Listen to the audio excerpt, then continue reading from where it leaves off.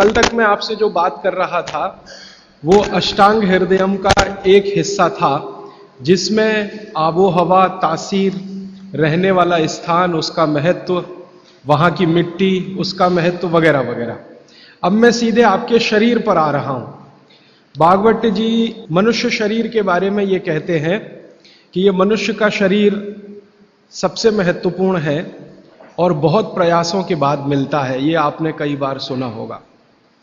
आपके पूर्व जन्म के बहुत सत्कर्म हो तो आपको मनुष्य शरीर मिलता है। और भागवत जी ने एक जगह कहा है कि आप ही हैं जो मोक्ष धारण कर सकते हैं। ऐसा कहा जाता है इस देश में कि जानवरों में, पशु पक्षियों में और कीड़े मकोड़ों में मोक्ष की स्थिति नहीं आती। मनुष्य योनि ही है जिसमें आप मोक्ष को प्राप्त कर सकते हैं। तो उनकी मोक्ष की परिभाषा बहुत सुंदर है। मोक्ष क्या है? हम सब लोगों ने कई बार अलग अलग समय अलग अलग लोगों से सुना होगा कि मोक्ष ऐसा है, मोक्ष ये है। भागवत जी की परिभाषा बिल्कुल साफ और सरल सीधी है। वो ये कहते हैं कि जो व्यक्ति, मनुष्य, स्त्री हो या पुरुष, कोई भी, अपने दुखों को दूर कर ले और दूसरों के दुखों को दूर करने का काम करे, वही मोक्ष का अधिकारी है। जो व्यक्ति, मनुष्य, अपने दुखों को दूर करे और दूसरों के दुखों को दूर करने का सतत प्रयास करे, उसमें सफलता मिले ना मिले, सफलता की बात नहीं कहते वो ये कहते हैं कि प्रयास करे, ईमानदारी से प्रयास करे, तो उसको मोक्ष होता है। माने इस परिभाषा को अगर आप थोड़ा व्यापक करें, दुखों से मतलब क्या, तो भागवत जी कहते हैं कि 3 तरह के दुख सारी दुनिया में हैं। मनुष्य को भी है, हर एक को है। एक तो दैहिक दुख, शरीर का दुख, दैहिक दुख। दूसरा है दैविक दुख, भगवान का दिया हुआ कोई दुख जो आपके शरीर से अलग है। भगवान ने आपको कोई दुख दे दिया, अचानक से आप गरीब हो गए, या अचानक से आपके घर में कोई दुर्घटना हो गई, आग लग गई, धरती कंप आ गया, भूकंप आ गया, आपका घर टूट गया, सब कुछ तहस नहस हो गया, सुनामी आ गया, ये दैविक दुख। और तीसरा और आखिरी दुख है भौतिक दुख। भौतिक दुख में सबसे ज्यादा यही है, गरीबी, बेरोजगारी, भूखमरी। तो वो भागवत जी कहते हैं कि दैहिक, दैविक और भौतिक, तीनों दुखों से जो व्यक्ति मुक्त हो और दूसरों को मुक्त करने का रात दिन प्रयास करे, वही मोक्ष का अधिकारी है। आगे के सूत्र में वो ये कहते हैं कि अगर आपने अपने जीवन के तीनों दुख दूर कर लिए और आप दूसरों के दुखों को दूर करने के लिए कुछ नहीं करते, तो माफ कीजिए, आप कभी भी मोक्ष के अधिकारी नहीं हो सकते। हमारे यहां बहुत सारे साधु संत हैं जो हिमालय में जाके तपस्या करते हैं। तो उनकी जो तपस्या है हिमालय की, वो अपने दुखों को दूर करने तक सीमित है। अगर वो वापस हिमालय से लौटकर समाज के दुख को दूर नहीं करेंगे तो किसी को भी मोक्ष नहीं होगा। भागवत जी कहते हैं कि कोई सदगृहस्थ व्यक्ति है, वो स्वामी नहीं है, महात्मा नहीं है, तपस्वी नहीं है, लेकिन अगर वो अपने दुखों से दूर करते हुए दूसरों के दुखों को दूर करने के काम में लगा हुआ है, तो वो कहते हैं कि वो तपस्या करने वाले से ज्यादा बेहतर है, भले ही वो सदगृहस्थ है। और वो ये कहते हैं कि ज्यादा समय, भागवत जी मानते हैं कि सदगृहस्थ ही हैं जो दूसरों के दुखों को दूर करने में ज्यादा मदद कर सकते हैं, क्योंकि उन दुखों का अनुभव उन्हें है, जिसका दुख वो दूर करने का कोशिश करें। इसका मतलब यह है कि भागवत जी की परिभाषा में गृहस्थी होना, माने सदगृहस्थ होना, ज्यादा बड़ी बात है। वो साधु संतों के बारे में कहते हैं कि ये सिर्फ अपने दुखों के दूर करने के चक्कर में लगे हुए हैं।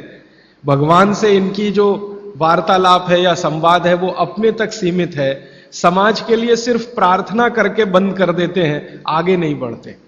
इसलिए वो कहते हैं कि आप अपने दुख दूर करें, दूसरों के दुख दूर करने के काम में सतत लगे, भले प्रयास आपका सफल हो ना हो। सफलता की बात वो नहीं कहते, वो ये कहते हैं कि सफलता असफलता वो सब ईश्वर के हाथ में है, आपके हाथ में नहीं है। आप अगर प्रयास कर रहे हैं तो पक्का मानिए कि आपकी मोक्ष में जाने की तैयारी है।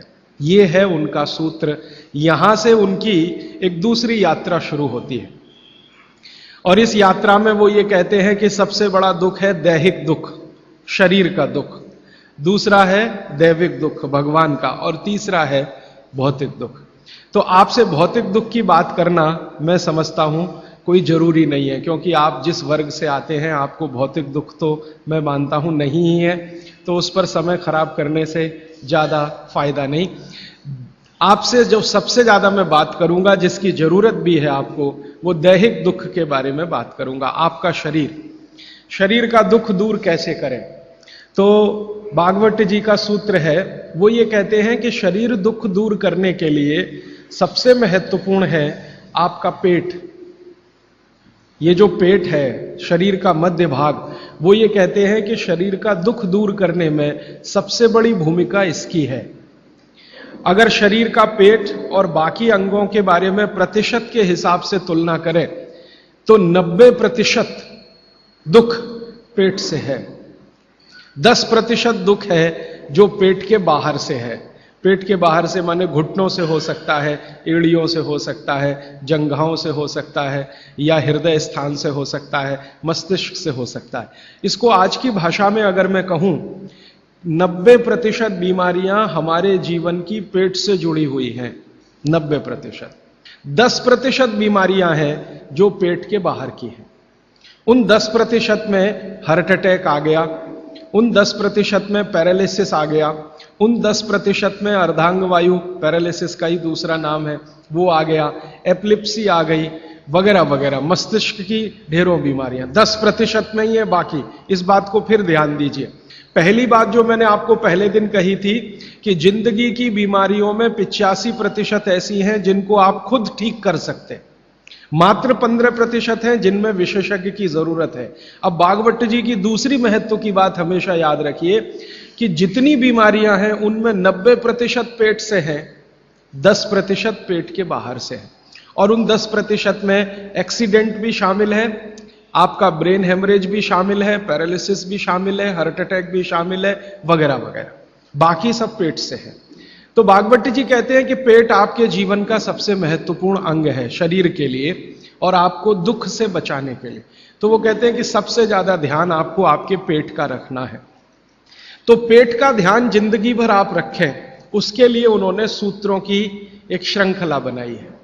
ये सूत्रों का पालन करें तो जीवन में पेट से होने वाला कोई दुख नहीं होगा, माने 90% बीमारियां नहीं होंगी। और ये 90% बीमारियों की संख्या अगर गिनूं तो 148 है। माने आज से मैं जो सूत्र बताने जा रहा हूं, इनका पालन अगर आप करेंगे तो आप अपने जीवन में 148 बीमारियों से हमेशा बचेंगे। और भागवत जी का यह कहना है कि बीमारियों से बचना बहुत महत्व का है बनिस्बत की बीमारियों का इलाज करना। वो अंग्रेजी में अक्सर आपने सुना है, prevention is better than cure. तो आप अगर बीमारियों से बच रहे हैं तो वो कहते हैं कि ये सबसे महत्व का है। तो आप उनको, आज के सूत्रों को थोड़ा ज्यादा ध्यान से सुने। वैसे तो आप सभी सूत्र ध्यान से सुन रहे हैं, लेकिन आज के जो सूत्र हैं वो जिंदगी का फंक्शनल हिस्सा है। आप जानते हैं कि कोई भी सिद्धांत होता है उसका एक हाइपोथेसिस होता है और उसका एक फंक्शनल पार्ट होता है। तो आज से जो शुरू हो रहा है वो फंक्शनल पार्ट है।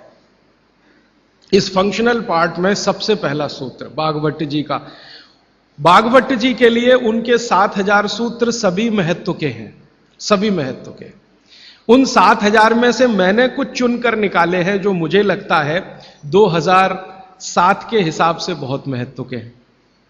हो सकता है 3500 साल पहले कोई सूत्र बहुत महत्व के हों और अब 2007 में हमारी जीवन शैली के हिसाब से वो उतने महत्व के ना हो, क्योंकि भागवत जी ने जिस जीवन शैली में रहते हुए वो सूत्र लिखे हैं वो ऋषि मुनियों की जीवन शैली है।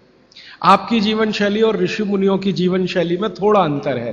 तो आपकी जीवन शैली के हिसाब से मैंने जो सूत्र निकाले और जिनको मैं महत्व का क्रम देता हूं, उसमें सबसे पहला सूत्र, संस्कृत में वो कहते हैं कि पेट जिंदगी भर आपका अच्छा रहे, दुरुस्त रहे। इसका मतलब यह है कि आप जो कुछ भी खा रहे हैं उसका ठीक से आप पाचन करते रहे। वो कई बार ये लिखते हैं अपने सूत्रों में कि खाना महत्व का नहीं है, खाने को पचाना महत्व का है। आपने खाने को खाया, ये इतना महत्व नहीं है। जिसको आपने खाया उसको पचाया, ये ज्यादा महत्व का है। क्योंकि भोजन पचेगा तो रस बनेगा, उसी रस में से मांस, मज्जा, रक्त, मल, मूत्र, वीर्य, मेद, ये सब बनेगा, अस्थियां बनेंगी, और वही आपके शरीर के लिए आगे जीवन में काम आएंगे। तो खाया वो महत्व का, उससे भी ज्यादा महत्व का खाया हुआ पचाया। तो वो कहते हैं कि पेट हमेशा दुरुस्त रहे, माने पाचन क्रिया आपकी हमेशा अच्छे से चलती रहे। इसके लिए पहला सूत्र उन्होंने लिखा, भोजनांते विषम वारी। ये पहला सूत्र मेरे हिसाब से, उनके हिसाब से नहीं, मेरे हिसाब से पहला सूत्र भोजनांते विषम वारी। इसका सीधा सा अर्थ है, भोजन के अंत में पानी पीना विष पीने के बराबर है। सूत्र ये है, भोजन अंते, भोजनांते, आप जानते हैं संस्कृत में मिला के कहने की परंपरा है। भोजन अंते माने भोजन के अंत में, भोजनांते विषम वारी, विष समझते हैं आप, जहर, जहर जैसा क्या है, पानी। भोजन के अंत में पानी जहर के जैसा है, विष के जैसा है। यह सूत्र है। अब इसको थोड़ा व्याख्यायित करता हूं ताकि समझ में आए। भोजन के अंत में पानी विष के जैसा है, यह बात वो कह रहे हैं। इसको समझना चाहिए कि क्या कह रहे हैं। सूत्र उतना ही है, समझने के लिए मैं आपको बहुत उदाहरण दूंगा ताकि आप जल्दी पता कर पाए। भागवत जी ने एक सूत्र में यह कहा है कि हमारा जो शरीर है, इसका जो मुख्य स्थान पेट है, इसमें एक स्थान होता है पेट के अंदर, नाभि, लेफ्ट साइड में, नाभि से थोड़ा ऊपर जहां मेरा हाथ रखा हुआ है, इस स्थान को कहते हैं जठर। संस्कृत में कहते हैं जठर, हिंदी में कहते हैं आमाशय। जठर, आमाशय, अंग्रेजी में चाहे तो एपिगैस्ट्रिकम। तो ये जो जठर स्थान है, भागवत जी कहते हैं कि इसमें अग्नि प्रदीप्त होती है, उसी को कहते हैं जठराग्नि। जठर अग्नि, जठराग्नि। तो वो कहते हैं कि जो आपका जठर स्थान है, इसमें अग्नि प्रदीप्त होती है, और भोजन जो कुछ भी आप करते हैं वो पहले जठर में ही जाता है, आमाशय में इकट्ठा होता है, वहां अग्नि प्रदीप्त होती है। वो अग्नि भोजन का पाचन करती है। यह है महत्व की बात। अब अग्नि प्रदीप्त हुई, आपने भोजन किया, अग्नि प्रदीप्त हुई। और भागवत जी इसके लिए एक सुंदर श्लोक लिखा है, लंबा है लेकिन हिंदी में बताता हूं। वो ये कहते हैं कि खाते ही अग्नि प्रदीप्त होती है, ऐसे ही जैसे आप बिजली के स्विच को ऑन करते ही लाइट जलती है। ये ऑटोमेटिक है, अपने आप होती है। आपने रोटी का पहला टुकड़ा मुंह में डाला और जैसे ही टुकड़े को चबाना शुरू किया, लार बनना शुरू हुआ, तुरंत अग्नि प्रदीप्त हो जाती, पहले ही टुकड़े में। तो ये अग्नि प्रदीप्त हुई। अब आप जो भोजन कर रहे हैं, ये इस अग्नि के प्रभाव में पचेगा।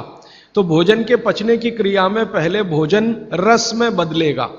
पहले पेस्ट बनेगा, जैसे टूथपेस्ट की कंडीशन होती है वैसा बनेगा, लुगदी जैसा। फिर उसमें से रस बनेगा, फिर रस में से सब कुछ बनेगा। तो वो कहते हैं कि आपने जैसे ही भोजन किया, अग्नि प्रदीप्त हुई। अब ये अग्नि भोजन को पचा रही है, और आपने भोजन पूरा करते ही पानी पी लिया, गट गट गट गट गट गट। तो क्या हुआ? अग्नि शांत हो जाएगी। आपके रसोई गैस में चूल्हा जल रहा है गैस का, और जलते हुए चूल्हे पर पानी फेंकिए तो बुझ जाएगा। अग्नि का पानी से मेल नहीं है, दुश्मनी है। तो आपके पेट में खाना खाते ही अग्नि जल रही है। अब आपने पीछे से गिलास 2 गिलास पानी पी लिया। कोई कोई लोग तो लोटा भर के पी लेते हैं, कई लोग तो भोजन से ज्यादा पानी पी लेते हैं। तो ये जो पानी गया, इसने अग्नि को शांत कर दिया। अब अग्नि शांत हो गई तो फिर भागवत जी कहते हैं भोजन पचेगा नहीं, वो सड़ेगा। अब उन्होंने 20 सूत्र लिखे हैं कि भोजन पचेगा तो क्या होगा और भोजन सड़ेगा तो क्या होगा। मैं सड़ने वाले हिस्से की बात कर लेता हूं। वो कहते हैं कि भोजन अगर सड़ना शुरू हुआ तो सबसे पहले गैस बनेगी, वायु बनेगी, वायु। और ये वायु आपकी जिंदगी हराम कर देगी। और ये वायु की तीव्रता जब बढ़ेगी तो गले में जलन होगी, छाती में जलन होगी, पेट में जलन होगी। फिर और ज्यादा तीव्र अगर ये हो गई वायु तो ये शरीर में जाएगी, घूमेगी, क्योंकि वायु को पकड़ना मुश्किल है, जहां स्थान मिलता है वहीं जाती है। तो ये वायु पूरे शरीर में घूमेगी तो सिर घूमेगा, आपको चक्कर आएंगे, सिर में दर्द होगा, पीठ में भी दर्द हो सकता है, हृदय स्थान पे भयंकर दर्द हो सकता है। कई बार तो इतना दर्द होता है कि आपको लगेगा कि हार्ट अटैक आ गया, लेकिन वो वायु का दर्द है, हार्ट अटैक नहीं। और ये जो वायु बनी भोजन के सड़ने से, इसी वायु में से भागवत जी ने सूची बनाई है कि 103 रोग पैदा होंगे। 103। सबसे पहला रोग है उसमें एसिडिटी, हाइपर एसिडिटी। ज्यादा दिन अगर आपने ये चक्कर चलाया पानी पीने का तो अल्सर, पेप्टिक अल्सर, और ज्यादा दिन चक्कर चलाया तो बवासीर, मूढ़व्याध, भगंदर, ये सब रोगों की सूची है। और अंत का एक रोग है कैंसर, कर्क रोग। 103वें नंबर पर उन्होंने लिखा है कर्क रोग। माने एसिडिटी से शुरू होकर आप कैंसर तक की यात्रा कर सकते हैं। तो वो ये कह रहे हैं कि जिस काम से वायु पैदा हो और वो वायु आपके सड़े हुए भोजन में से निकले, और बाद में भागवत जी कहते हैं, वो भी बता देता हूं, वो दूर का सूत्र है लेकिन यहीं पे ले आता हूं उसको, कि आपका जो भोजन सड़ेगा, इसको ध्यान से सुनिएगा, तभी भोजन में से, भागवत जी के शब्द दूसरे हैं, मैं आज के शब्द इस्तेमाल कर रहा हूं, तभी कोलेस्ट्रॉल बनेगा। सड़े हुए भोजन का ही बाई प्रोडक्ट है कोलेस्ट्रॉल। अगर भोजन का पाचन हुआ तो कोलेस्ट्रॉल शून्य रहता है, वो कोलेस्ट्रॉल जो आपको हानि पहुंचाता है। आप जानते हैं शरीर में दो तरह का कोलेस्ट्रॉल है, एक गुड और एक बैड। अच्छा कोलेस्ट्रॉल माने HDL, हाई डेंसिटी लिपोप्रोटीन। खराब कोलेस्ट्रॉल माने LDL और उसका छोटा भाई VLDL, very low density lipoprotein. तो भागवत जी कहते हैं कि ये जो खराब कोलेस्ट्रॉल है वो रक्त में तभी आता है जब भोजन पेट में सड़ता है। इसका माने जिनको कोलेस्ट्रॉल बढ़ रहा है या बढ़ा हुआ है वो ध्यान दें, उनको भोजन पच नहीं रहा, उनका भोजन सड़ रहा है। तो कोलेस्ट्रॉल बढ़ेगा तो हार्ट अटैक भी आएगा, कोलेस्ट्रॉल बढ़ेगा तो घुटने भी जड़ हो जाएंगे, सारी संधियां आपकी एकदम कड़क हो जाएंगी, आपको चलना फिरना मुश्किल हो जाएगा, 10 कदम चलना मुश्किल हो जाएगा। तो वो ये कहते हैं कि जब 103 बीमारियां एक छोटी गलती से आती हों तो वो गलती कभी करना नहीं। माने भोजन के बाद कभी पानी पीना नहीं, ये है सूत्र। अब जैसे ये सूत्र पूरा हुआ तुरंत आपके मन में प्रश्न आएंगे कि पानी कब पीना, पहला ही प्रश्न। तो भागवत जी कहते हैं कि पानी कब पीना वो खुद ही उत्तर दे रहे हैं आगे के सूत्रों में, क्योंकि शायद मालूम है कि मनुष्य की जिज्ञासाएं होने ही वाली है। तो पहले सूत्र में लिख दिया भोजनांते विषमवारी, कि भोजन के अंत में पानी मत पियो। अगले ही सूत्र में वो कहते हैं कि कम से कम 1.5 घंटे के बाद पानी पियो। अब ये जो 1.5 घंटे का कैलकुलेशन है ये क्या है? ये भागवत जी कहते हैं कि जो आपने खाया वो आपके जठर स्थान में 1.5 घंटे तक अग्नि के प्रभाव में रहता है, 1.5 घंटे तक। और जानवरों के लिए भी उन्होंने बताया है, वो कहते हैं कि जानवर जो कुछ खाते हैं उनके पेट में भी अग्नि है, जठर अग्नि, वहां 4 घंटे तक अग्नि का प्रभाव रहता है जानवरों के शरीर में। मनुष्य शरीर में 1 से 1.5 घंटे का उन्होंने बताया, और 1 से 1.5 घंटे का वो बताया है तो अलग अलग क्षेत्र के हिसाब से। जैसे आप दक्षिण भारत में हैं, कोई उत्तर भारत में है, कोई पूर्वी भारत में है। अब मान लीजिए उत्तरांचल का कोई आदमी इसी सूत्र को पढ़ेगा तो उसको तो अग्नि का असर 2 से 2.5 घंटे रहेगा, पहाड़ वाला। लेकिन आपके लिए मैं बात कर रहा हूं तो 1 से 1.5 घंटा। तो वो कहते हैं कि 1 से 1.5 घंटे पेट में अग्नि का प्रभाव है। जब तक अग्नि का प्रभाव है पानी मत पियो, क्योंकि पानी पीते ही अग्नि बुझेगी। अग्नि का काम है भोजन को पचाना, पचेगा नहीं तो सड़ेगा, सड़ेगा तो 103 रोग पैदा करेगा। तो सीधा सा दूसरा सूत्र है कि भोजन के 1.5 घंटे के बाद पानी पीना। ठीक है, अब तुरंत आपके मन में सवाल आएगा, भोजन के बीच में पीना कि नहीं पीना, और भोजन के पहले पीना कि नहीं पीना। भागवत जी ने इसका उत्तर अगले सूत्रों में दिया है। वो ये कहते हैं कि भोजन के पहले पानी पीना तो कम से कम 40 मिनट और अधिक से अधिक 1 घंटा। आपको सीधा सा हिसाब बताता हूं, 10 बजे खाना अगर खाना चाहते हैं तो 9 बजे से लेकर 9:20 तक आप चाहें उतना पानी पी सकते हैं। 9 बजे से लेकर 9:20 तक।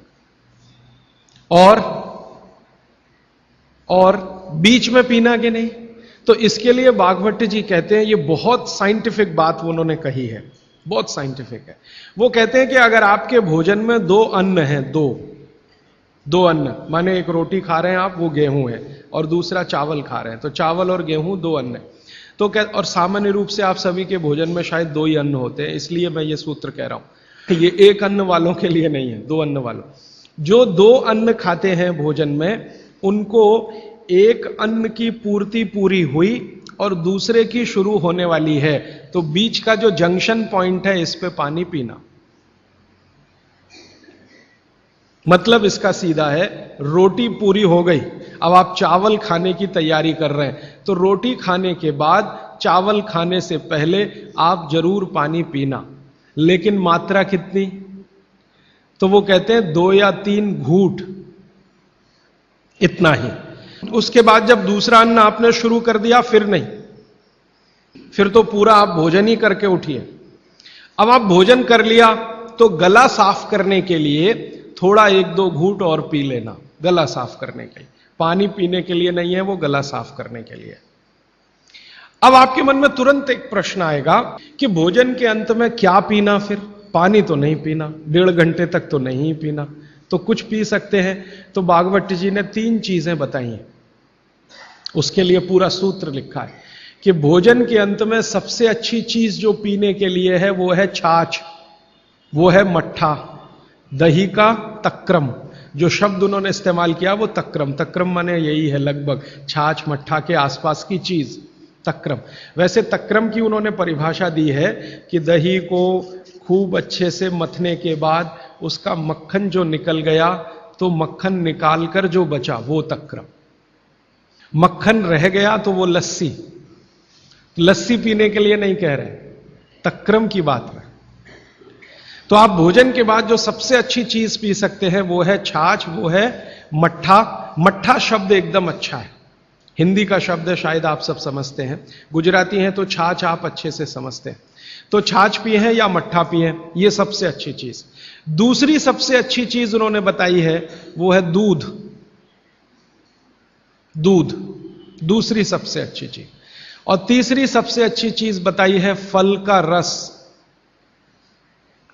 कोई भी फल का रस, लेकिन वो कह रहे हैं मौसमी फल का रस।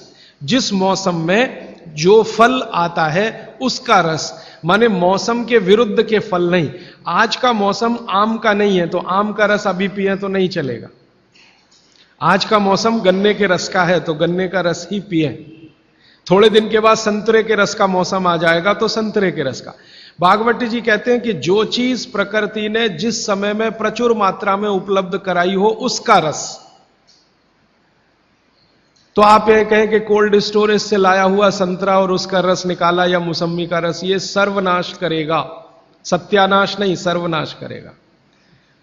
वो ये कहते हैं कि भगवान ने और प्रकृति ने आपके शरीर के हिसाब से सारी चीजों को सेट किया है, और वो कहते हैं कि भगवान ने इस प्रकृति को बनाया है तो बहुत ही सोच समझकर बनाया, एक एक माइक्रो कैलकुलेशन उसने किए, तब आपको ये प्रकृति के साथ उसने रखा है। तो प्रकृति में जब जो चीज बहुत मात्रा में हो उसी का रस, जैसे अभी टमाटर का सीजन है तो आप भोजन के बाद टमाटर का रस पी सकते हैं भरपेट। इस समय गन्ने के रस का सीजन है तो भोजन के बाद आप गन्ने का रस भरपेट पी सकते हैं। जो भी अभी थोड़े दिन में अंगूर का सीजन आ जाएगा तो भोजन के बाद अंगूर का रस पी सकते हैं, संतरे का, जब जब जो सीजन आए वो ध्यान रखना है। अब इसमें आगे एक सूत्र है वो बहुत महत्व का है। भागवत जी कहते हैं मट्ठा या छाछ कब पीना, दूध कब पीना, रस कब पीना। तो उसके लिए उन्होंने बहुत स्पष्ट और बहुत जोर देकर यह कहा है कि मट्ठा हमेशा दोपहर के भोजन के बाद ही पीना, सामान्य लोगों के लिए। असामान्य लोगों के लिए बाद में बताऊंगा, जो सामान्य लोग हैं आपके मेरे जैसे, मट्ठा हमेशा दोपहर के भोजन के बाद ही पीना। और दूध हमेशा रात के भोजन के बाद ही पीना। दूध माने शाम को 6-7 बजे के भोजन के बाद ही पीना। और जूस हमेशा सुबह के भोजन के बाद ही पीना। सुबह का भोजन माने नाश्ता। भागवत जी ने नाश्ता शब्द कहीं नहीं इस्तेमाल किया है, सुबह का भोजन। आप उसको नाश्ता कैसे? तो सुबह के भोजन के बाद जूस, दोपहर के भोजन के बाद मट्ठा और रात के भोजन के बाद दूध। और वो ये कहते हैं आगे के सूत्र में कि इनका क्रम उल्टा सीधा मत करना कभी। माने सुबह के भोजन के बाद दूध पी लिया, रात के भोजन में जूस पी लिया या मट्ठा पी लिया।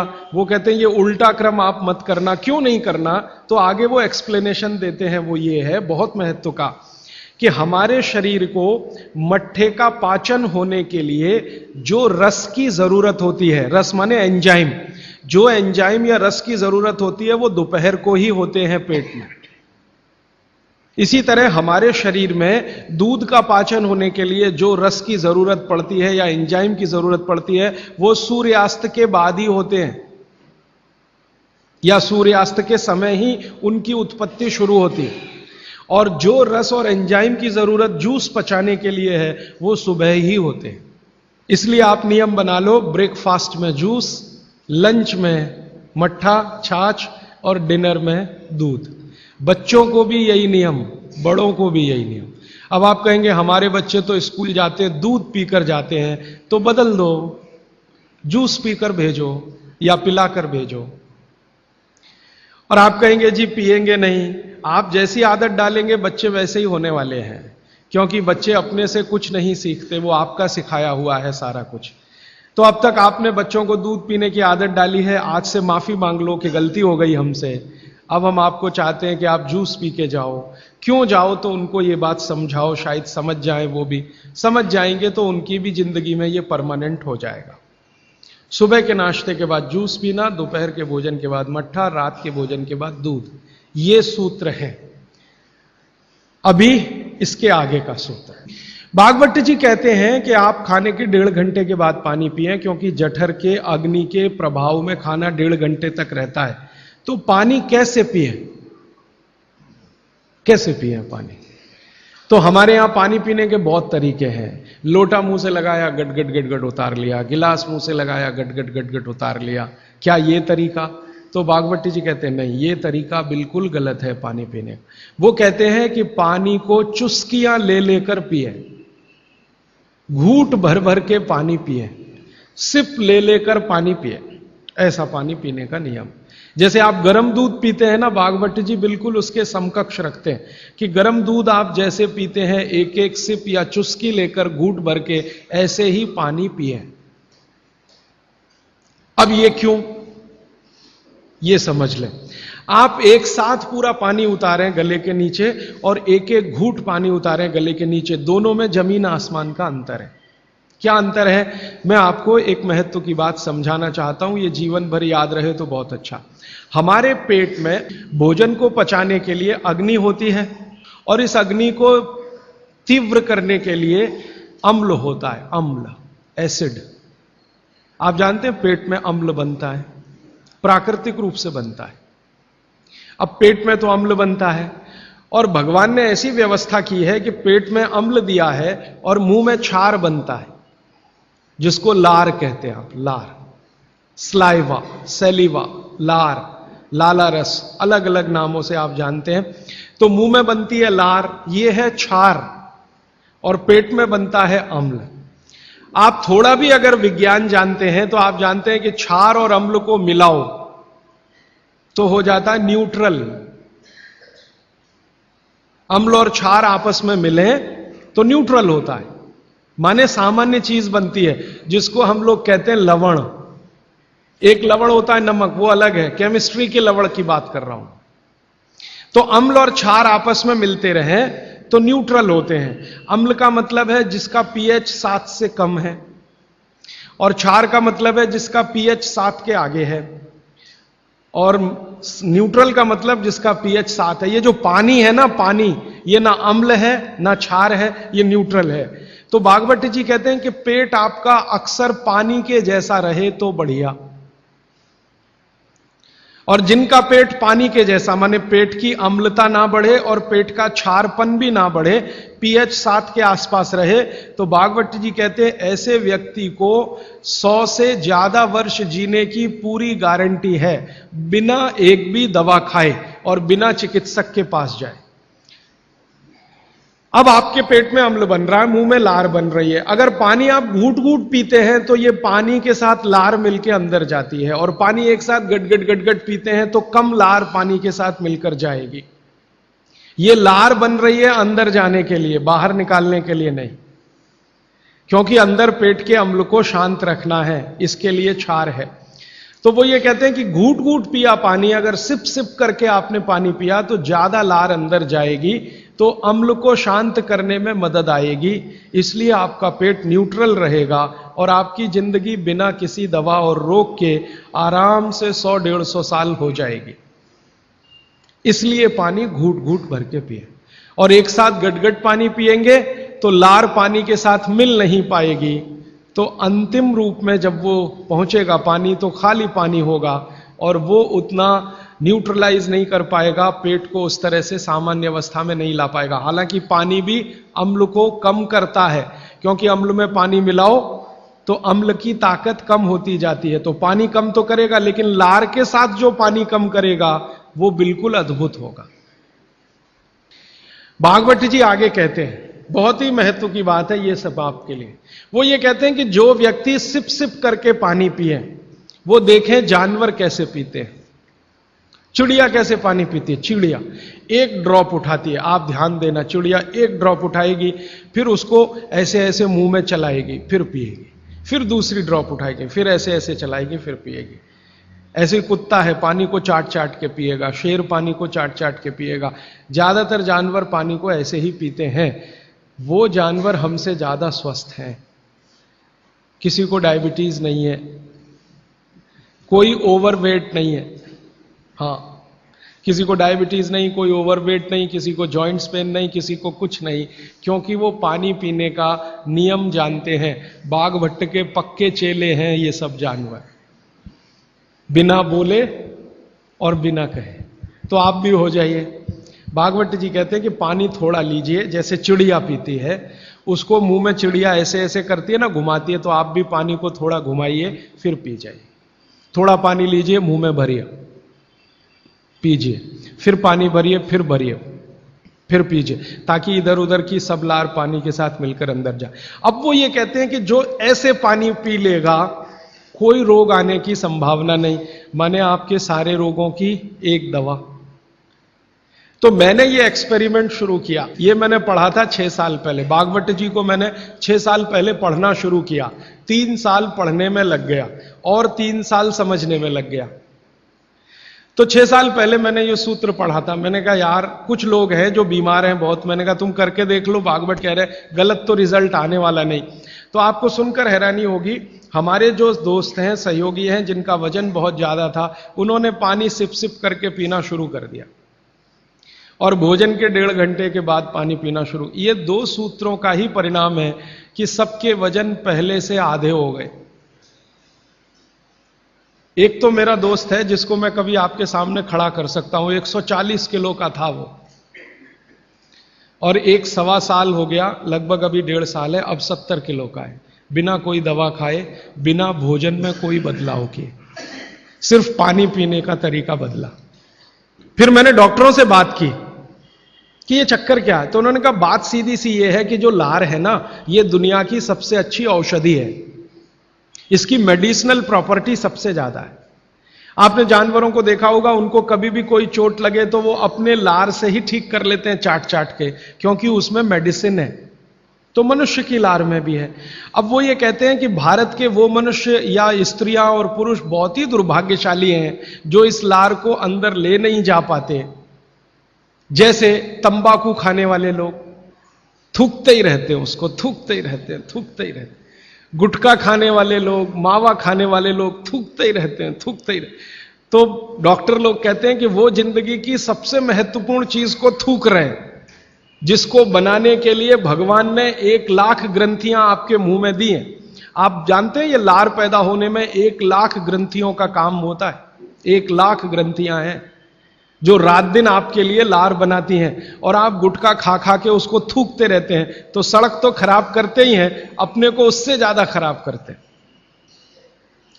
तो मेरी हाथ जोड़कर विनती है कि आप में से कोई लार थूकने वाला हो, थूकने वाला आदमी, ये तो भागवत जी की डिक्शनरी में नहीं है। वो कहते हैं कि एक ही कंडीशन में आप कुछ थूक सकते हैं, जब कफ बहुत बढ़ा हुआ हो, तभी, बस। उसके अलावा दूसरी कोई कंडीशन नहीं कि आप थूकें। तो यहां तो बिना कफ बढ़े हुए तंबाकू खा खा के, गुटखा खा खा के थूक रहे हैं, तो ये थूकना नुकसानदायक है। गुटखा तो नुकसानदायक है ही, तंबाकू तो और भी नुकसानदायक है, उससे भी ज्यादा थूकना, तो मत थूकिए। तो फिर आप कहेंगे जी पान खाएं, तो पान खाने के लिए नियम बताया, बहुत माइक्रो लेवल पे कैलकुलेशन है भागवत जी। वो कहते हैं कि पान खाओ तो कत्था मत लगाओ, बिना कत्थे का पान खाओ, थूकने की गरज ही नहीं, क्योंकि जो भी खाओगे वो चूना है, कैल्शियम है, तो अंदर जाएगा, और वो कैल्शियम क्या क्या अद्भुत काम करेगा वो कल बताने वाला हूं मैं।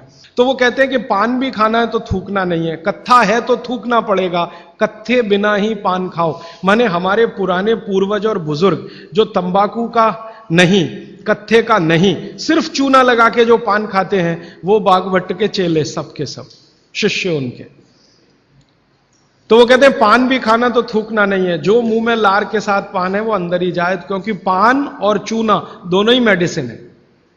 एक वातनाशक है और दूसरा पित्तनाशक है, और कफ का भी नाश करता है। पान तो पित्त और कफ दोनों का नाश करता है, और चूना वात का नाश करता है। तो वो कहते हैं कि पित्त और कफ का नाश कर दिया पान ने, चूने ने कर दिया वात का, तो वात पित्त कफ तीनों ही संतुलित हैं, तो पान खा के तो जिंदगी भर निरोगी रह सकते।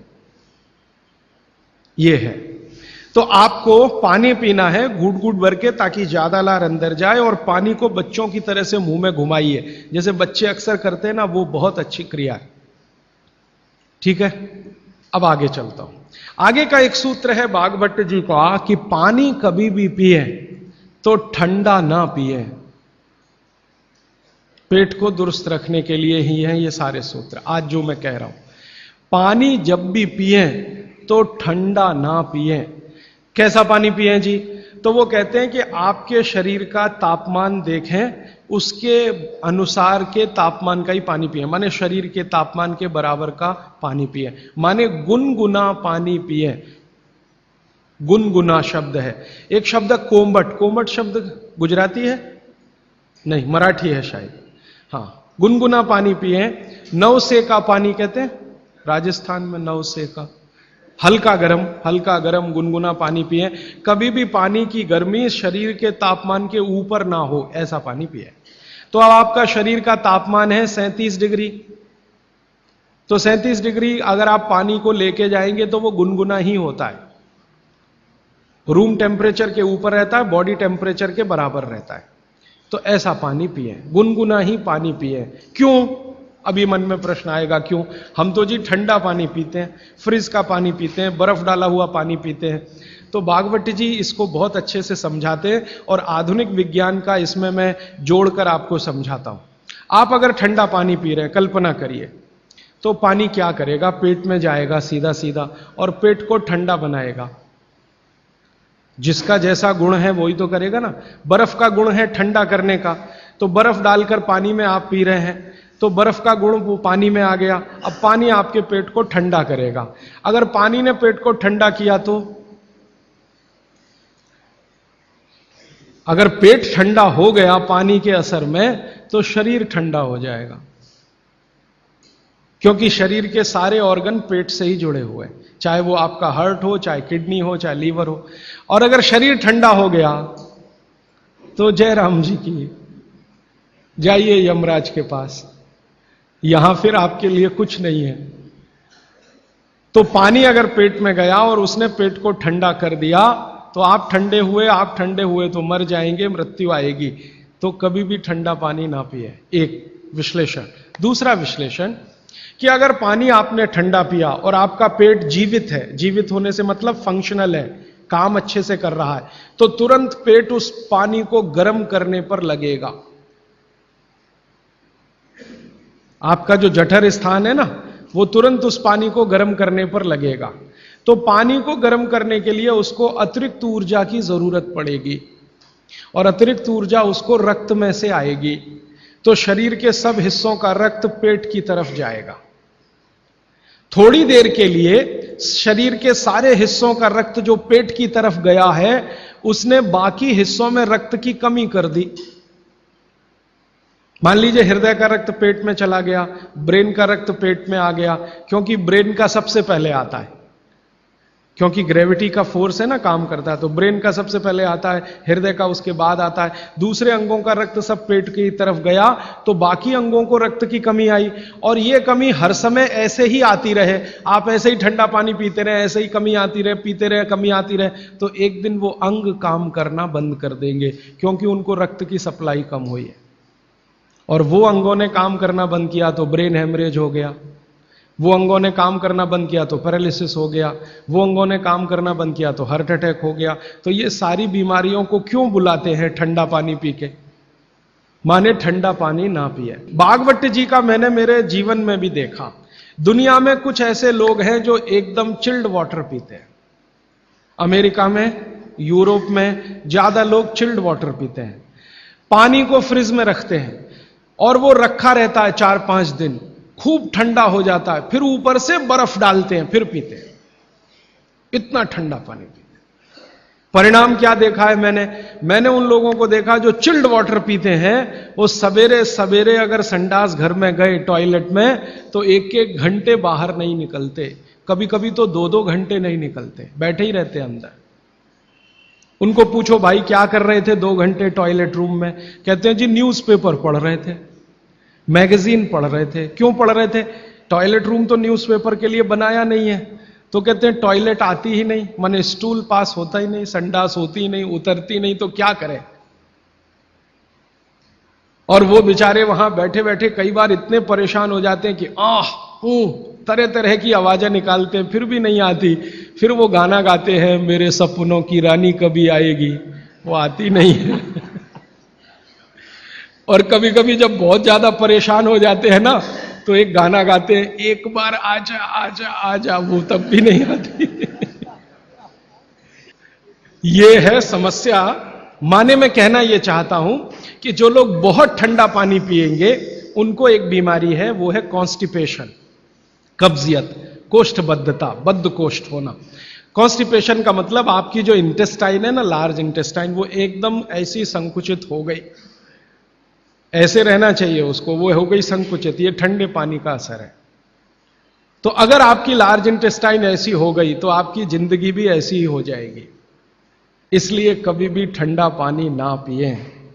अब परसों एक बात मैंने कही थी कि फ्रिज का रखा कुछ ना खाएं, तो ये पानी भी उसी का हिस्सा है। फ्रिज का रखा हुआ पानी ना पिए, बर्फ डाला हुआ पानी ना पिए, आइसक्रीम कभी भी ना खाएं, क्योंकि वो भी ठंडी है। और मैं आपको एक विनम्रता पूर्वक कह देता हूं, वो बात वैसे आगे आएगी। भागवत जी कहते हैं कि 2 विरुद्ध चीजें एक साथ ना खाएं कभी भी, तो गर्म भोजन और ठंडी आइसक्रीम कभी ना खाएं। अक्सर मैं शादियों में, बारातों में जाता हूं, तो वहां मैंने देखा है कि भोजन गर्मा गर्म कराएंगे, अंत में आइसक्रीम जरूर खिलाएंगे। सर्वनाश, बुला बुला के हमारा सत्यानाश करते हैं। इनविटेशन देकर बुलाएंगे, आओ हमारे यहां मेहमान बनकर, तो पहले गर्म खाना खाओ, पीछे से ठंडी आइसक्रीम खाओ, ना मरो तो जल्दी मर जाओ। ऐसा आजकल आतिथ्य इस देश में चल रहा है। पहले कहते थे अतिथि देवो भव, अभी अतिथि दुश्मन भव। तो ये जो ठंडे होने की बात है, ये यहीं पर मैंने आपको जोड़ दी है। वैसे ये कल भी आने वाली है, परसों सॉरी।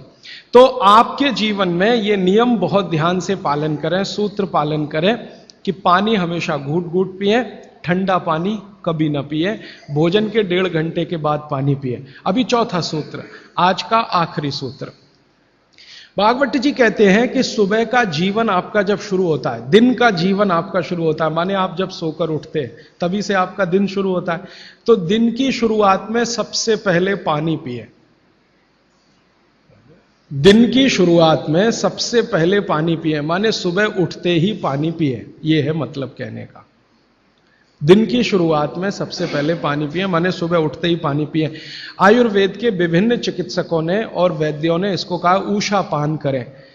ऊषा पान माने सुबह उठते ही पानी पीना, सबसे पहले पानी पीना, दांत धोए बिना पानी पीना, मुंह धोए बिना पानी पीना, कुल्ला किए बिना पानी पीना। अगर आप सुबह उठते ही बिना मुंह धोए पानी नहीं पी सकते तो रात को कुल्ला करके सोइए, दांत साफ करके सोइए, दंत मंजन करके सोइए, दातुन करके सोइए, उठते ही पानी पीजिए। क्यों? कारण पूछिए। कारण उसका यह है कि रात भर जब आप सो रहे थे तो शरीर की सारी क्रियाएं तो शिथिल हो जाती हैं, लेकिन ये लार बनने की क्रिया ज्यादा शिथिल नहीं होती, ये चालू रहती है। तो रात भर आपने लार बनाई है, मुंह में जगह जगह जमा है, वो अंदर जाना बहुत जरूरी है, क्योंकि वो बेशकीमती है। भागवत जी कहते हैं कि ब्रह्म मुहूर्त की जो लार होती है वो बाकी 24 घंटों में सबसे ज्यादा कीमती है। तो सुबह सुबह जो लार बन रही है ये अंदर जानी ही चाहिए, इसलिए बिना कुल्ला किए पानी पीने का नियम है। इसी को ऊषापान कहा जाता है। तो सुबह उठते ही पानी पिएं। कितना पिएं जी? तो उन्होंने 1 से 1.25 लीटर का कैलकुलेशन दिया वयस्कों के लिए। वयस्क माने 18 से 60 साल, 1 से 1.25 लीटर। और 18 से नीचे वाले जो लोग हैं उनके लिए 1.25 लीटर माने 750 ग्राम, और 60 के ऊपर वालों के लिए भी 750 ग्राम, 750 ग्राम। 750 ग्राम माने कम से कम 2 गिलास बुजुर्गों के लिए, 2 गिलास बच्चों के लिए, और 3 गिलास आपके उम्र के लोगों के लिए। कम से कम इतना पानी पिए। पीने का तरीका मैंने बता दिया, वो घूट घूट सिप सिप करके ही पीना है, मुंह में घुमा घुमा के पानी पीना है। भागवत जी ने ये जो कहा ना सुबह की लार बहुत कीमती होती है, मैंने इस पर थोड़े कुछ एक्सपेरिमेंट किए पिछले एक आध साल। बहुत सारे कुछ पेशेंट ऐसे हैं जिनको डायबिटीज है, और डायबिटीज की कंडीशन में आप जानते हैं कि कोई घाव हो जाए, घाव तो जल्दी भरता नहीं। तो मेरे पास ऐसे कुछ 8-10 पेशेंट हैं जिनको ऐसी ही कंडीशन है। डायबिटीज होने के कारण शरीर में फुंसी हो गई, फोड़ा हो गया, घाव बढ़ गया, वो भरता नहीं। मैंने उनको दवाएं बंद किया होम्योपैथी का। फिर मैंने कहा भैया, भागवत जी ने कहा कि सुबह की लार बहुत कीमती है, तुम ऐसा करो सुबह उठते ही जो लार है ना उसको लगाओ तुम्हारे घाव पे, और आप देखेंगे चमत्कार। 15 से 20 दिन में घाव भरना शुरू, 3 महीने में बिल्कुल बराबर। एक तो मेरे पास गैंग्रीन का पेशेंट है, गैंग्रीन हुआ, डॉक्टर कहता था पैर काटना ही पड़ेगा इसका, कुछ होता नहीं अभी और कोई। उसने बेचारे ने साल भर लार लगा लगा के ही अपना ठीक कर लिया। तब मेरे समझ में आया कि जानवर हमसे ज्यादा होशियार, चोट लगते ही वो चाटना शुरू कर देते हैं। फिर मैंने एक और एक्सपेरिमेंट किया। मेरे पास कुछ छोटे बच्चे हैं जिनको चश्मे हैं आंखों पर। अब उनके मां बाप बहुत परेशान है कि ये चश्मा कैसे उतरे, मोटे मोटे चश्मे हैं छोटे बच्चों। तो मैंने उनको भी सिखा दिया, देखो सवेरे सवेरे सोकर उठो और मुंह का थूक आंख में लगाओ काजल की तरह से। तो बच्चों ने चालू कर दिया। बच्चे बहुत भोले होते हैं, सीधे होते हैं, कोई भी बात अगर समझ में आए तो करते। अब आपको हैरानी होगी कि चश्मे उतर गए सिर्फ ये लार लगाने से। आप भी करके देख लीजिए जिनको भी चश्मे। बस अंतर इतना है कि बच्चों को जल्दी उतरे, आपको थोड़ा देर में उतरेंगे लेकिन उतर जाएंगे। उम्र ज्यादा बढ़ेगी तो थोड़ा दिन करना पड़ेगा, कम उम्र में बहुत जल्दी उतर जाए। आंखों की रोशनी बढ़ानी है तो मुंह की लार सुबह सुबह की आंखों में लगाइए काजल की तरह से। और एक बताता हूं, एक बीमारी आती है जिसको हम कहते हैं कंजक्टिवाइटिस, आंखों की बीमारी है। अक्सर उसमें आंखें लाल हो जाती हैं, आंखों में बहुत जलन होती है, जैसे खून उतर आया हो आंखों में, वो कंडीशन हो जाती है। कोई भी आयुर्वेद की दवा आप खाएंगे 3 से 4 दिन में ही बीमारी ठीक होती है। लेकिन अब की बार अगर ये बीमारी आए तो आप ये करना, सुबह सुबह उठते ही मुंह की लार लगाना, 24 घंटे के बाद आपको पता ही नहीं चलेगा बीमारी कहां गई। 24 घंटे में ही ठीक होते हैं कंजक्टिवाइटिस। अगर बच्चों में बचपन से आंखों के ऐसे कोई रोग हैं, जैसे मेरे पास एक छोटा बच्चा है 8 साल का है, उसका मैं ट्रीटमेंट कर रहा हूं, उसकी आंखें टेढ़ी हैं, वो देखता कहीं है और दिखता कहीं है, उसको ऐसा है। अब उसके माता पिता गरीब हैं और वो ऑपरेशन का खर्चा नहीं उठा सकते, उस बच्चे पर मैं यही एक्सपेरिमेंट कर रहा हूं। लगभग मुझे 4-4.5 महीना हो गया है, और उसका टेढ़ापन, जिसको हम लोग हिंदी में कहते हैं भेंगापन, उसका भेंगापन लगातार कम हो रहा है और आंखों की पुतलियां बिल्कुल बीच में सेट हो रही। तब मुझे थोड़ी जिज्ञासा हुई और मैंने एक बहुत बड़े वैज्ञानिक को पूछा दिल्ली में कि ये लार में क्या है, एक्चुअली इसका एक्टिव इंग्रेडिएंट क्या है। तो उन्होंने कहा, भैया जितने एक्टिव इंग्रेडिएंट मिट्टी में है वो सब लार में है। तो मैंने आपको बताया मिट्टी में 18 एक्टिव इंग्रेडिएंट्स हैं, लार में वो सब के सब हैं। इसलिए लार शरीर के लिए बहुत ही कीमती है, बेशकीमती है, इसको कभी नष्ट नहीं करना। इसकी मदद से आप बहुत सारे रोग ठीक करते हैं। और 2-4 बातें बता दूं, क्या क्या रोग और ठीक कर सकते हैं। आपके शरीर में कोई दाग हो गया, धब्बा हो गया, जैसे जल गए, जलने का दाग होता है ना, उस पर नियमित रूप से सवेरे की लार की थोड़ी थोड़ी मालिश करते रहिए। 6-8 महीने में धब्बा बिल्कुल साफ हो जाए, जले हुए का धब्बा। शरीर में और कोई ऐसा अंग में सफेद दाग दिख रहा है, या काला दाग हो गया, या फलाना हो गया, या ढिमाका हो गया, एक्जिमा हो गया, मान लो खराब बीमारी की बात करूं, एक्जिमा हो गया, एक्जिमा पे रोज सुबह की लार लगाइए, मालिश करते रहिए, 6-8 महीने के बाद देखिएगा साफ। और एक्जिमा से भी ज्यादा खराब बीमारी है सोराइसिस, वो भी ठीक होती है इसी लार से। बस इतना है कि साल भर करना पड़े। मुफ्त का इलाज है, फोकट का इलाज। भागवत जी ने जितने भी इलाज बताए हैं सब फोकट के और मुफ्त के, बाहर जाने की जरूरत ही नहीं है। तो आप स्किन डिसीज में इसका एक्सपेरिमेंट करिए, आंखों की बीमारियों में इसका एक्सपेरिमेंट करिए, घाव हो जाए कहीं शरीर में उस पर एक्सपेरिमेंट करिए, फोड़े फिंसियों पर इसका एक्सपेरिमेंट करिए। मैंने ये चारों एक्सपेरिमेंट किए, बहुत अच्छे रिजल्ट हैं। आप भी करिए, रिजल्ट आपको भी मिलेंगे। बस इतना ही है कि आप दूसरों को भी बताते जाइए। तो आपने अपना दुख तो कम कर लिया, आप दूसरों का भी कम कराइए ना, तभी मोक्ष जाएंगे। तो मैंने आज आपको 4 सूत्र बताए, उनको फिर से रिपीट करता हूं। सूत्र बताना, ये 4 रिपीट करके खत्म, फिर प्रश्न। पहला सूत्र मैंने बताया था, भोजनांते विषमवारी, भोजन के अंत में पानी ना पिए, लगभग 1.5 घंटे के बाद पानी पिए। दूसरा सूत्र मैंने बताया था, पानी हमेशा घूट घूट भर के पिए, सिप सिप करके पानी पिए। तीसरा सूत्र बताया था कि ठंडा पानी कभी ना पिए, हमेशा गुनगुना पानी पिए। और चौथा सूत्र बताया था कि आप सवेरे उठते ही सबसे पहले पानी पिए। ये चारों सूत्र भागवत जी ने कहा है पेट को दुरुस्त रखने के लिए सबसे आवश्यक है। माने जिंदगी भर आपका पेट और आपकी जठर अग्नि काम करती रहे, इसके लिए सबसे आवश्यक है। ठीक है, अब आपके प्रश्नों के लिए आधा घंटे का समय। हाजी भाई, आपने कहा कि उषापान करना चाहिए, तो उषापान भी गुनगुना पानी होना चाहिए या कैसा भी पानी? देखिए उषापान, दूसरी बात, पान जो कहा आपने खाने के लिए, तो पान के साथ क्या क्या लेना चाहिए? हाँ, बहुत अच्छा सवाल। मैं दूसरे प्रश्न का पहले उत्तर दे दूं, पान के साथ क्या क्या लेना चाहिए। भागवत जी ने पान खाने के लिए बताया है कि एक तो पान जो खाएं वो ऐसा पान हो जिसका स्वाद कसैला हो। कसैला, कसैला स्वाद माने देशी पान, सीधी सी बात है। विलायती पान मत खाइए, देशी पान खाइए। तो स्वाद जितना कसैला होगा, पान उतना अच्छा होगा। और भागवत जी ने एक बहुत गहरी बात कही है, जिसको मैं 2-3 दिन बाद वैसे एक्सप्लेन करने वाला हूं, कि जो चीज का रंग जितना ज्यादा गहरा हो, जो प्रकृति की पैदा की गई वस्तु का रंग जितना ज्यादा गहरा हो, वो उतनी ही बड़ी औषधि है। जैसे देशी पान ज्यादा गहरा हरे रंग का होता है और विलायती पान हल्के हरे रंग का होता है। तो भागवती जी कहते हैं हल्के रंग की चीजें मत खाइए, गहरे रंग की चीजें खाइए। तो गहरे रंग वाला पान खाइए, गहरे रंग की जो भी चीजें हैं भरपेट खाइए। जैसे बैंगन है गहरे रंग का, जामुन है गहरे रंग का, टमाटर है गहरे रंग का। ये सब एंटी कैंसरस है, एंटी डायबिटिक है, एंटी कैंसरस है, एंटी अस्थमेटिक है।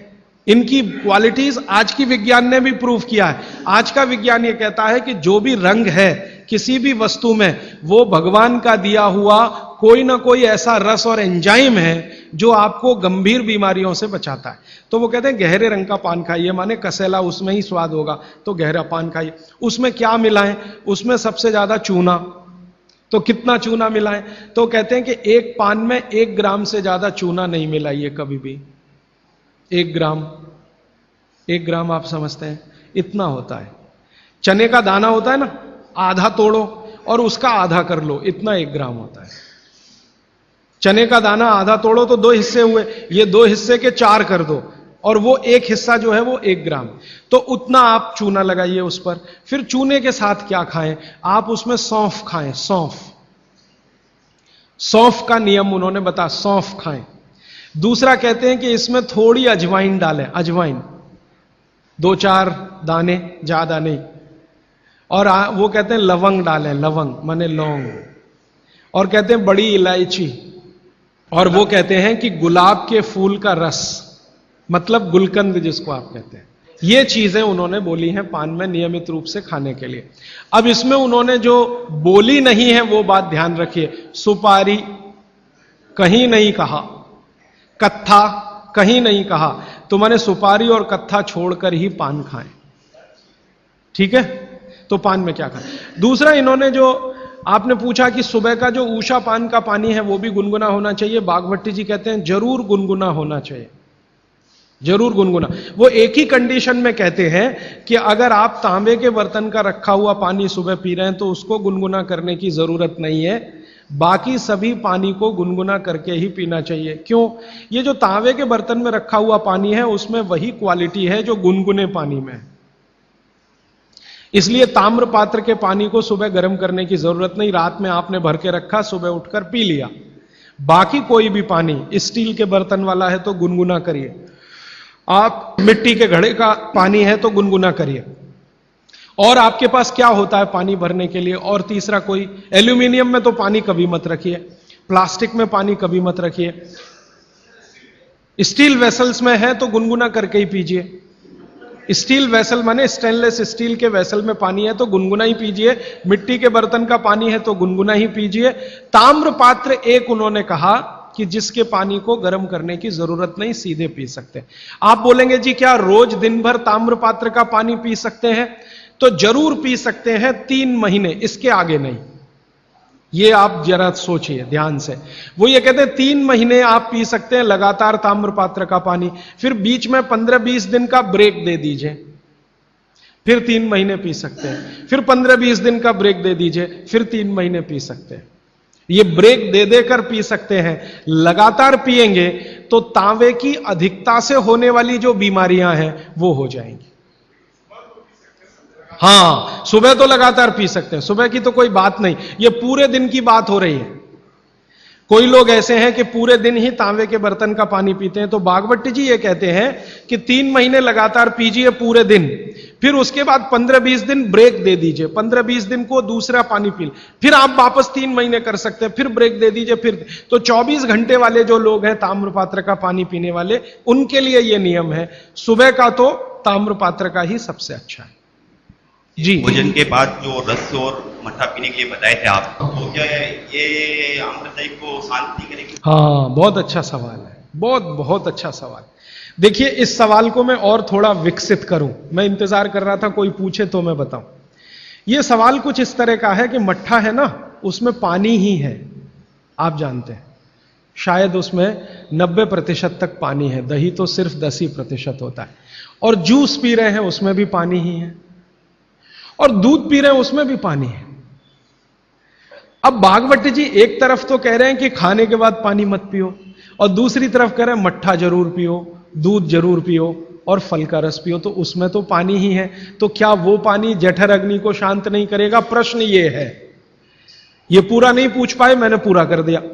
तो क्या वो पानी जठर अग्नि को शांत नहीं करेगा? इसका बहुत ही सुंदर एक्सप्लेनेशन बागवती जी करते हैं। वो ये कहते हैं कि पानी का जो गुण है वो अपना कुछ नहीं, ये बात ध्यान से समझिए, पानी का जो गुण है वो अपना कुछ नहीं है। पानी को जिस पात्र में रखा है या जिसमें मिलाया है उसी का गुण वो धारण करता है। आपने एक पुराना गाना सुना है, पानी रे पानी तेरा रंग कैसा, फिर आगे है जिसमें मिला दो उस जैसा। तो पानी का रंग, गुण और धर्म तीनों ही वही होते हैं, वो जहां मिल गया। तो आपने पानी को मिलाया दही में, तो अब वो पानी का गुण नहीं है, अब वो दही का गुण धारण करेगा। पानी को आपने मिलाया जूस में, माने फल में, तो फल के जो गुण हैं वो पानी में आ जाएंगे। और पानी है दूध में, तो दूध के सारे गुण वो धारण कर लेगा। तो पानी अगर सीधा पी रहे हैं इंडिपेंडेंट, तब उसके अपने गुण धर्म होते हैं, लेकिन मिलाया हुआ पानी जब भी किसी वस्तु के साथ आप पिएंगे तो उस वस्तु का गुण पानी में आएगा। इसलिए मट्ठा पीने को खुली छूट है, पेट भर के पीजिए। दूध पीने को खुली छूट है, पेट भर के पीजिए। जूस पीने को भी खुली छूट है, सादा पानी मत पीजिए। अब दही का गुण क्या है? अग्नि को प्रदीप्त करने का गुण है दही में, क्योंकि जो वस्तु में भी चिकनाई आ गई, चिकनाई समझते हैं आप, फैट, दही में भरपूर चिकनाई है। दूध से ज्यादा चिकनाई दही में है, दही से ज्यादा चिकनाई मक्खन में है, और सबसे ज्यादा चिकनाई घी में। तो भागवत जी कहते हैं कि जिस वस्तु में भी चिकनाई है वो अग्नि को और भड़काएगी। आप जो है ना घी डालते हैं यज्ञ में, तो अग्नि भड़कती है कि नहीं? ऐसे ही पेट में घी खाएंगे, दही खाएंगे, दूध पिएंगे तो अग्नि और प्रदीप्त होती है, माने खाने को और जल्दी से पचाएगी। खाली पानी अग्नि को शांत करता है, लेकिन पानी किसी में मिलाया हुआ अग्नि को प्रदीप्त करेगा, क्योंकि उसके गुण वस्तु के हिसाब से हो जाते हैं। जी राजीव भाई, आइसक्रीम खाने के बाद हम लोग कॉफी या चाय पी के और उसका ये सवा सत्यानाश। रीजन बताऊंगा परसों, क्योंकि ये परसों आने वाला है। देखिए मैं बताता हूं आपको, अभी बता दूं, कोशिश करूंगा शॉर्ट में बताऊं, क्योंकि और प्रश्न के लिए उत्तर के लिए समय रहे। कभी भी कोई गर्म चीज आप जैसे ही खाते हैं, कोई भी गर्म चीज, चाय पिया या कॉफी पिया या गर्म दूध पिया या गर्म खाना खाया, तो पेट फिर वही काम पे लग जाता है। क्या काम है पेट का? पहले ज्यादा गर्म वस्तु को पेट के तापमान पर लाता है पेट। आपका पेट का तापमान वही है जो मुंह का है, और बगल का तापमान मुंह का तापमान में थोड़ा अंतर रहता है, लगभग 1 से 1.5 डिग्री। तो पेट का तापमान लगभग 39 से 40 डिग्री के आसपास है। अब आपने 40 डिग्री से ऊपर की कोई वस्तु खाई, जैसे चाय पी, तो वो 40 से ऊपर की ही है, कॉफी 40 से ऊपर की है, तो तापमान अंदर जो है ना 55 डिग्री 60 डिग्री अगर चाय का है, तो पेट उसको पहले 40 डिग्री पे लाएगा, और उसके लिए एंटी रिएक्शन होता है, पानी को ठंडे से गर्म करेगा, फिर गर्म से ठंडा। तो ये काम में जब तक पेट लगा हुआ है, तब तक आपने कोई ठंडी चीज खा ली, जैसे उन्होंने कहा आइसक्रीम खा ली, कॉफी के बाद आइसक्रीम खा ली। अब कंफ्यूजन वहां ये होता है कि क्या करे, वो पहले गर्म कॉफी को ठंडा करे या ये जो गर्म ठंडी आइसक्रीम आई इसको गर्म करे, तो फिर तो बहुत ही कंफ्यूजन होता है। ऐसा कंफ्यूजन जैसे आप गाड़ी चला रहे हैं, गाड़ी, इसको मैं समझाने के लिए कह रहा हूं, गाड़ी चला रहे हैं और हर 1 ही मिनट में आपको 2-3 गियर चेंज करने पड़े, 1 ही मिनट में। टॉप गियर से फर्स्ट में आना पड़े, फर्स्ट से आपको टॉप गियर में जाना पड़े, तो कैसे चलेगी गाड़ी? झटका देगी, तकलीफ देगी। ऐसे ही पेट में है कि पेट का एक गियर पड़ा हुआ है, वो गर्म कॉफी को ठंडा करने में लगा हुआ है, तब तक आपने आइसक्रीम खा के अब पेट को गियर चेंज करना पड़ेगा तुरंत, तो इसमें हो जाएगी समस्या। इसलिए कॉफी चाय के बाद ठंडी आइसक्रीम कभी भी ना खाएं, और ठंडी आइसक्रीम के बाद चाय कॉफी कभी भी ना पिए। गरम भोजन के साथ कभी भी आइसक्रीम और बर्फ आदि ना खाएं, और बर्फ आदि के साथ गरम भोजन ना करें। आपने पानी पीने का तरीका बताया कि सिप बाय सिप लेना, क्या उसका भी कोई तरीका है कि खड़े खड़े पानी पीना या बैठ? हाँ, बहुत अच्छा सवाल है, ये मैं कल बात करूं, क्योंकि कल वो सूत्र आने ही वाला है। जी देखिए, इन्होंने एक बहुत अच्छा सवाल पूछा है। दूध को भागवत जी ने बोला है शाम को ही पीना है। अब इनका प्रश्न यह है कि हम सुबह चाय पीते हैं, कॉफी पीते हैं, तो दूध उसमें होता ही है, तो क्या करें? भागवत जी के किसी भी शब्दकोश में चाय भी नहीं है, कॉफी भी नहीं है, क्योंकि भागवत जी 3500 साल पहले हुए। ये चाय कॉफी तो 250-300 साल पुरानी है, ज्यादा से ज्यादा 400 साल पुरानी। तो चाय कॉफी के बारे में उनका पूरा शास्त्र मौन है, माने कहीं एक भी सूत्र ऐसा नहीं है जहां चाय और कॉफी का जिक्र आता है। हां, काढ़े का जिक्र उन्होंने किया। काढ़ा आप समझते हैं जो रोज आप यहां पी रहे, काढ़े का जिक्र उन्होंने किया है। वो ये कहते हैं कि जो काढ़ा आपके वात को कम करे, आपके पित्त को कम करे और कफ को कम करे, ऐसा कोई भी काढ़ा दूध के साथ मिलाकर सुबह पिया जा सकता है। कोई भी काढ़ा, जैसे आज आप काढ़ा पीने जा रहे हैं, वो अर्जुन की छाल का काढ़ा है। अर्जुन की छाल का काढ़ा आप जानते हैं, वात को सबसे तेजी से कम करने वाला है। शरीर की जो एसिडिटी होती है ना, रक्त की एसिडिटी, एक होती है पेट की एसिडिटी, उससे भी ज्यादा खराब है रक्त की एसिडिटी। खून की अम्लता ही है जो हार्ट अटैक लाती है। तो रक्त की एसिडिटी को कम करने की दुनिया में सबसे बड़ी ताकत अगर किसी चीज में भागवत जी ने बताई है तो वो अर्जुन की छाल है। तो आज आप काढ़ा पिएंगे अर्जुन की छाल का। और दुर्भाग्य से या सौभाग्य से ये कुछ ऐसा समय है, दिसंबर, जनवरी और नवंबर, ये वात का ही समय है। शरीर में वायु का प्रकोप ठंड के दिनों में ज्यादा होता है। उस समय अगर आप अर्जुन की छाल का काढ़ा दूध में बनाकर पिए तो आपके लिए औषधि है। जी नहीं, गरम गरम गरम, क्योंकि वो औषधि है, भोजन नहीं है। भोजन और औषधि में अंतर बताया। भोजन वो है जो 24 घंटे में आप नियमित रूप से आपके पेट की आवश्यकता के अनुसार खाएं और सालों साल खाते जाएं। औषधि वो है जो थोड़े समय के लिए, तात्कालिक प्रभाव के लिए आप पिएं। तो ये काढ़ा औषधि है। सुबह के अगर समय नवंबर, दिसंबर, जनवरी, ये 3 महीने हैं जो वात के महीने माने जाते हैं। फिर गर्मियों के महीने पित्त के महीने आ जाते हैं। फिर बारिश के महीने और उसके आगे थोड़ा महीना कफ का महीना आ जाता है। तो ये वात पित्त कफ के महीने भी होते हैं, जैसे शरीर है वैसे महीने। तो इस महीने के हिसाब से सुबह काढ़ा पी सकते हैं, वात को दूर करने वाली औषधियों का दूध मिलाकर। और गर्म काढ़ा सभी गर्म है, ठंडा काढ़ा कोई है नहीं इस देश में, बनता भी नहीं। तो आप सुबह दूध पीना ही चाहते हैं तो काढ़े के रूप में पीजिए। माने सुबह दूध पीना ही है ना, तो उसमें अर्जुन की छाल का पाउडर डाल के पीजिए। तो 2 फायदे होंगे। भविष्य के लिए आपको हार्ट अटैक फ्री होने की गारंटी, भविष्य के लिए। और अब तक आपने जो कचरा खा लिया है इसके निकल जाने की गारंटी। क्योंकि ये जो अर्जुन की छाल का पाउडर है रक्त को सबसे ज्यादा शुद्ध करता है, और कचरा रक्त में ही सबसे ज्यादा जमा होता है। जिसको कोलेस्ट्रॉल कहते हैं ना, वो कचरा ही है। तो अब तक आपके रक्त में जो कोलेस्ट्रॉल जमा है इसको निकालना है बाहर, तो अर्जुन की छाल इसमें सबसे ज्यादा उपयोगी है। और सौभाग्य की बात यह है कि 40 रुपए किलो मिलती है। क्या भाव है? 40 रुपए किलो, 20 रुपए किलो, 20 रुपए किलो अर्जुन की छाल मिलती है। और 150 रुपए किलो चाय मिलती है, और 1400 रुपए किलो कॉफी मिलती है, और 20 रुपए किलो अर्जुन की छाल मिलती है। तो कुछ तो होशियार बनिए, मारवाड़ी बनिए, कुछ तो अपने रक्त में लाइए, मारवाड़ का, राजस्थान का, गुजरात का।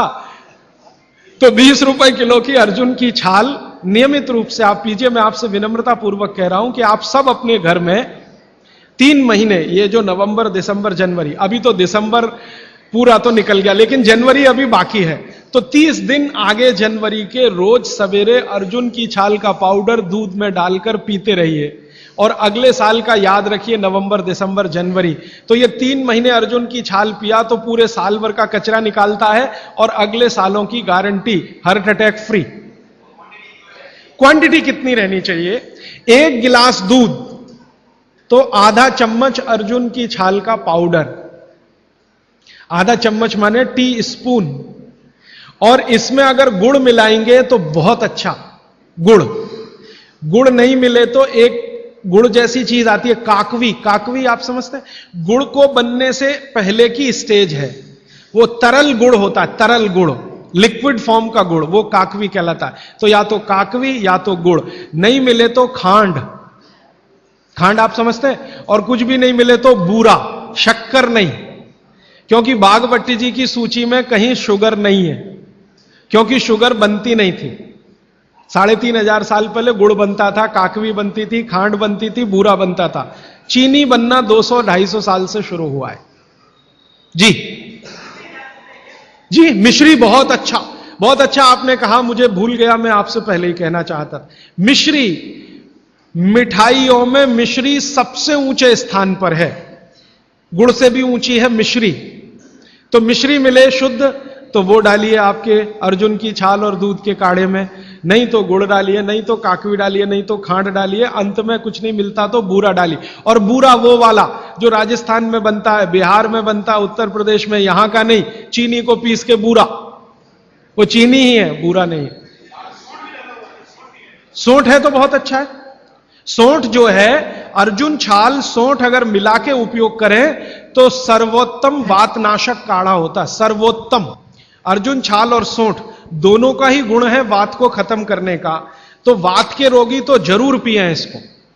और वात के रोग क्या क्या है आप जानते हैं, कल और परसों में और विस्तार से बताने वाला हूं। और किताबों में तो पूरी लिस्ट है, वात के रोग क्या, पित्त के क्या, कफ के क्या। ये घुटने का दर्द, कमर का दर्द, कंधे का दर्द, हार्ट अटैक, डायबिटीज, ये सब वात के रोग है। कहा जाता है कि दाल और दही साथ में नहीं लेना चाहिए। बहुत जन कहते हैं, तो हम दाल चावल खा लेते हैं और उसके बाद अगर खाने के बाद छाछ पी लेंगे तो क्या वो सही रहेगा? दाल चावल के साथ छाछ, दाल चावल खा लिया मैंने खाने में, उसके बाद खाने के बाद छाछ पीना चाहिए। देखिए इसमें सूत्र ऐसा है, मैं आगे बताऊंगा, ये थोड़ा आज के समय के हिसाब से बहुत जरूरी भी है। जैन अगर आप में से कोई है तो मेरी बात तुरंत समझ जाएंगे। द्विदल समझते हैं, एक दाल के जिसके द्विदल के साथ दही का निषेध है। भागवत जी ने भी कहा है, महावीर स्वामी ने भी कहा है, गौतम ऋषि ने भी कहा, सबने कहा द्विदल के साथ दही का निषेध है। तो अब इनका प्रश्न है कि हमने तो दाल चावल खाया, चावल तो ठीक है, दाल तो द्विदल ही है, अरहर की खाएं, मूंग की खाएं, मसूर की खाएं तो द्विदल है। तो द्विदल के साथ दही कैसा? तो उसके लिए भागवती जी कहते हैं कि कभी भी द्विदल के साथ अगर दही खाएं तो अच्छा है ना खाएं, लेकिन खा रहे हैं तो दो बातों का ध्यान रखें कि दही की तासीर बदलें और उसकी तासीर को बदलकर जैसी दाल है वैसी तासीर करें। माने दही का प्रोटीन कंटेंट बढ़ाएं, वैसे तो है और ज्यादा बढ़। तो इसके लिए बहुत सरल उपाय है आपके रसोई में। रसोई में 3 चीजें ऐसी हैं जो दही की तासीर को तुरंत बदलती हैं। एक तो है जीरा, दूसरा है सेंधा या काला नमक, सेंधा या काला। ये जो आज नमक आ रहा है इसकी बात नहीं कर रहा हूं मैं, आयोडीन युक्त नमक नहीं, सेंधा नमक या काला नमक। तीसरी है अजवाइन। तो मेरा ऐसा निवेदन है कि अगर आप ताक पी रहे हैं दाल चावल के साथ तो अजवाइन का, जीरे का बघार ले लें और थोड़ा सेंधा नमक डाल लें, फिर पी लें। अजवाइन जीरे का बघार लेकर, बघार लेना तो आप समझते हैं ना, बघार शब्द तो बघार ले लें अजवाइन जीरे का और थोड़ा सेंधा नमक, फिर ताक पिए, माने मज्जिगे पिए, माने मट्ठा पिए। अदरक की जगह सूंठ। दही में कभी भी अदरक की उपयोग नहीं होता, सूंठ उपयोग होता है। अदरक और सूंठ में थोड़ा अंतर है, सूंठ तो अदरक से ही आता है लेकिन सूंठ का गुण अदरक से ज्यादा है।